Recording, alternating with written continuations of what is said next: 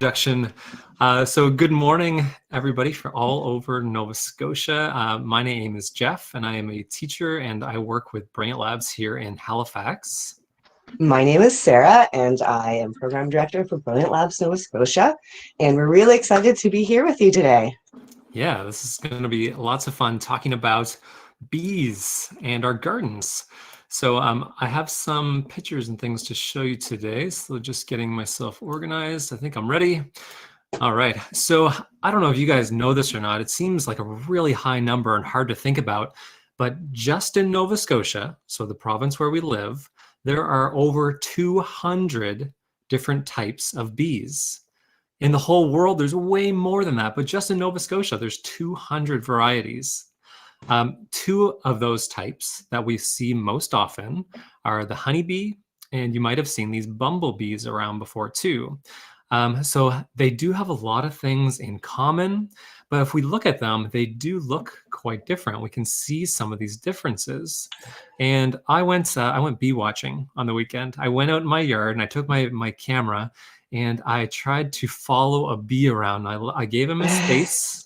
So I didn't disturb his work, but I was just trying to get to see if I could watch how this bee did its work and to try and identify it. So when you're watching this little video clip, hopefully this plays well for you guys. Sorry, you'll have to let me know if this does not play well. It looks good so far. So far, so good. All right, so I found this bee, and he's flying all over my yard. I got lots of dandelions, which the bees love. They love dandelions. I let them grow. Plus, they're happy flowers. Yeah. So thinking about those pictures I showed, do you have a prediction as to what kind of bee that was? Ooh. So I took a picture just to make sure we could see it okay. So there he is, it's a little bit fuzzy. So that's the bee from my yard. And these were the two very common Nova Scotia bees. That's interesting. Which one do you think, Sarah? What did he look more I'm like? gonna say I call them the chubby bumblebee because they're so chubby, their little legs, versus the honeybees. The honeybee is a little bit more longer and looks almost like a hornet sometimes confused with, but I'm gonna say it's the bumblebee. That was my prediction too. My best guess was that was, if I go back again, that was a bumblebee. And I do have honeybees around too. I also do have wasps around as well. So lots of those similar related insects. So if we're thinking about where bees live, usually these are the kinds of places that we picture them being. Sometimes in those boxes on like a farm or something where there's a whole hive inside the box. Or sometimes we picture them being these big nests that hang from trees, like I think of like in Winnie the Pooh and stuff. He had the beehives around that he would go and try and get. But oftentimes bees live in other places too. They don't just live in these types of places. It really depends on the type of bee. Exactly. So for example, if honeybees were to make their own hive without the help of a farmer, they might make it in a tree like this one here on the left. They would use like a hollowed out tree that's not alive anymore. That would be a good place that's protected from the weather, and they would be able to build a nice big hive in there. But really often as well, a lot of varieties of bees actually make a hive or their home in a hole in the ground. So something That's like a bumblebee. interesting. Yeah. Have you ever stumbled across anything in the ground or seen bees crawling out of the ground? I have seen wasps nests in the ground, and I do see little holes and crevices, and I always think, local rodents or smaller animals, maybe sometimes foxes. I never considered bees to be living in the ground. So that's a very interesting fact. Actually, the bumblebees often will use one of those burrows that an animal used to live in and doesn't live there anymore. And they'll use that burrow hole to make their own nests where they live. So smart. They're upcycling Yeah, a exactly. previous home, and they don't have to do all the extra work. As long as the other tenant has vacated, then they have a safe place to live. Absolutely. So I did a little bit of reading about the life cycles of bees as well, because I think this is really interesting. And I know a lot of our friends around Nova Scotia have maybe talked about butterfly life cycles and chicken cycles and things like that. Bees have a similar to butterflies, that metamorphosis, that complete change that they go through in their life. So you can see at the top here, they start as that tiny egg changing into a larva, and then down at the bottom, after 2 weeks, they're that pupa stage, before 21 days later, they are an adult ready to go and fly around and pollinate our flowers and collect their nectar and all that kind of stuff. 21 days. If we were to think Yeah, about as a human and from birth until, a young adult, and then I guess, well, teenager, young adult, it's almost like a day for every year. that's true. Yeah, good point. And for an adult bee, they usually they will live as an adult for anywhere from 4 to 7 weeks. So their life cycle is very quick. I thought this picture was interesting too, because it kind of shows how they actually do it within the hive. So for the queen, she would lay the egg inside one of those little cells on the like that honeycomb, and that's where it gets to grow until it becomes an adult and is ready to move out and get to work. And one more picture on this topic, because I thought this was interesting. If you look really closely at those black cells, you can see just like a little piece, it almost looks like a little piece of rice in those little sections, and those are the eggs. So these are the adult bees on their hive, and inside those cells, we can see that the eggs are there. Looks like I lost Sarah. I'm sure she'll jump right back though. There she is. Sorry, I just lost internet connection. Oh, The oh, joys whoa. of Well, we'll rural be ready internet. if that happens again. Okay. All right. So Sarah has a little information book to read for you guys today here. You all set, Sarah? I am all set. So this is a really great one. And the title is What Lily Gets from a Bee. The author is go back there. Sorry. I got it there. Ellen Ellen Lawrence. Lawrence. Yep, Yeah. Ellen Lawrence. There we go. All right. So it is a sunny summer morning. Pink, yellow, orange, and pink, yellow, orange, and flowers. Sorry, I'm so sorry here.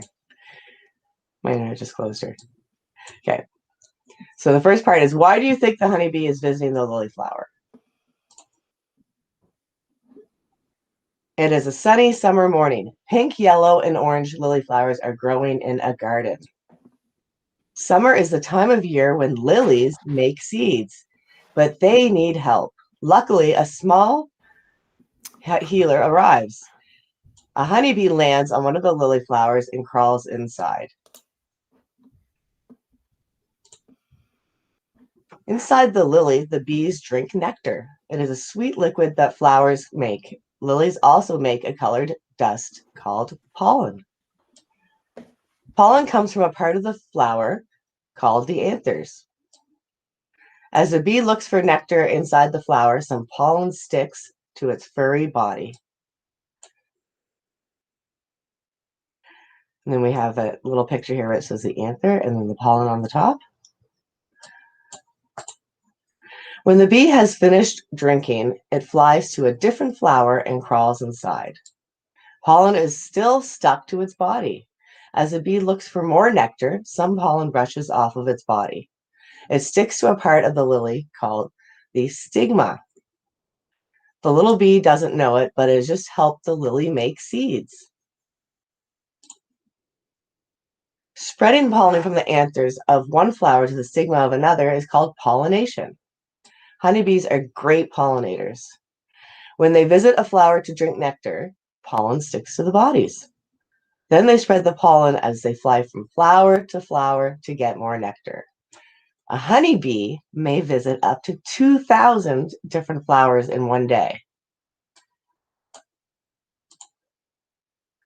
Inside the lilies, some of the pollen is left behind by the bee, and the bee begins the process of making seeds. The seeds grow inside a case that protects them. The case is called a seed pod.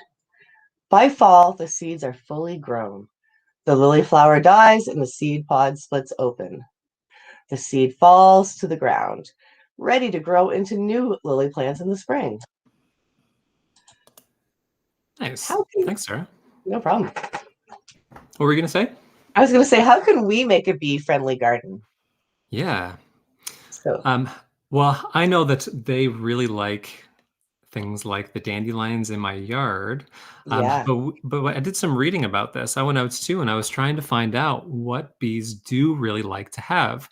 And I, what I read made a really good point. Some flowers, like my dandelions are out and they're in bloom right now, but they're not constantly open and flowering all summer long.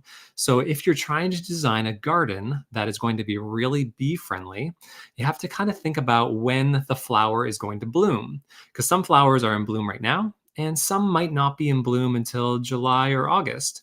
So trying to choose flowers that are going to flower at different points through the summer really helps the bees.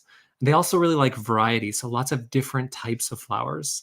So just some things to think about while you are uh, maybe trying to make your yard or your garden area a little more bee friendly, because bees really help us. A lot of our food we have because the bees are able to pollinate for us. They help move that pollen from one flower to the other, which helps make all the fruits and vegetables that we love. I heard that for every 3 bites of food that we have, there are thousands of bees have contributed to that food. And I mean, we could talk about all kinds of food that we have on our plates here and from around the world. Yeah.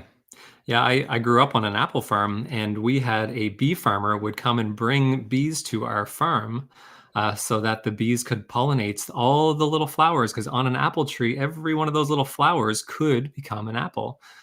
So without those flowers and without that pollination and the bees or other pollinators, we wouldn't have any apples to sell. It's amazing. Yeah, it's pretty cool. So looking at the time here, we are making good time. So people, we are ready to make something today. So we have a little activity for you to do at home. So you'll make a plan with your teacher about how you're going to do this. I think I gotta do a little screen swap here. I'm gonna stop presenting, switch cameras. All right, so this is a little activity we have planned for you guys today. Thinking about bees and being pollinators and moving that sticky powder from one flower to the other, we are giving you the challenge to try and using craft materials to build a little pollinator. So I've just taken some things that I have around the house. So for my pretend pollen, I have, this is a little bit of stuff I had in the kitchen. Sorry, I know it's kind of hard to see. It's very white. Let me block out some of the light. There we go. So we were out of sugar, so I used some baking soda. So just something from the kitchen that's a safe powder that you can use to pretend to be your pollen. And what I'm going to try and do is to build a little craft that could be a really good pollinator. So for example, I made this little guy out of a popsicle stick. Sorry, hard to see with my lighting. He's a popsicle stick and a pipe cleaner. And I wanted to see if he would make a good pollinator. So if I put him in the powder, how much of it will stick so that I can move it to a different flower and try and block the light. There we go. So I've got some of that pollen, and then I can take it and I can put it on a different flower. But maybe you can think of some different designs that would move the pollen even better. So how do bees do it so well? What is it about the bee that makes it a really great pollinator? So we're hoping that you will do some experimenting today and use some different materials. I've got another one. I tried a pom-pom as well to be my pollinator. My kids were making sock puppets this weekend, so I even have like a little bit of a piece of a sock that I thought I could try and see if I could turn this into a little a pollinator craft. That is so neat, Jeff. And I was going to say, it's interesting to try different types of fabrics and materials. So if you had maybe cotton swabs or cotton balls, you mentioned a piece of a sock, even maybe tape. What's the difference and how do we check that with your pattern experiment? So I'd really love to see the difference between, say, something fuzzy and something a bit smoother. Yeah, good point. Because I know, like with lilies, for example, if I touch a lily with my finger, the pollen sticks. Absolutely. But it doesn't come off easily either. So I know for a bee, though, they need the pollen to come off. So it's something to experiment with and to see if you can model or try and make something that works the same way that a bee does, to pick up that pollen and be able to move it somewhere else. Just a fine balance of being able to grab it and then, like you said, to be able to release it. That's it's really Yeah. quite beautiful how they operate and work. And certainly we need our bee friends and our other pollinators every day for things that we enjoy to eat and for nature. Yeah. And I can picture those, if I look back to those pictures that I showed at the beginning, what the bumblebee looks like and the honeybee look like, we can use like we can think about them while we make our designs. Like, what does a bumblebee do or have on their body that makes them such a great pollinator? We can try and Little experiment with legs. that. Yeah. So, to everybody all across Nova Scotia, we hope you have fun trying to build your own pollinators today. And we hope that your teachers will get a chance to either maybe email us some pictures or share with us on Twitter if you get a chance, because we would love to see what everybody makes this week. Yeah, we received so many great examples through social media last week from our sessions. So keep them coming, please. Yeah, we made bird feeders last week, and there was Yeah, a lot of really cool really cool designs. ones. Yeah. All right. Well, we'll wrap it up and we will say thank you, and we hope to see you again in another session. So, absolutely. Don't forget to be brilliant.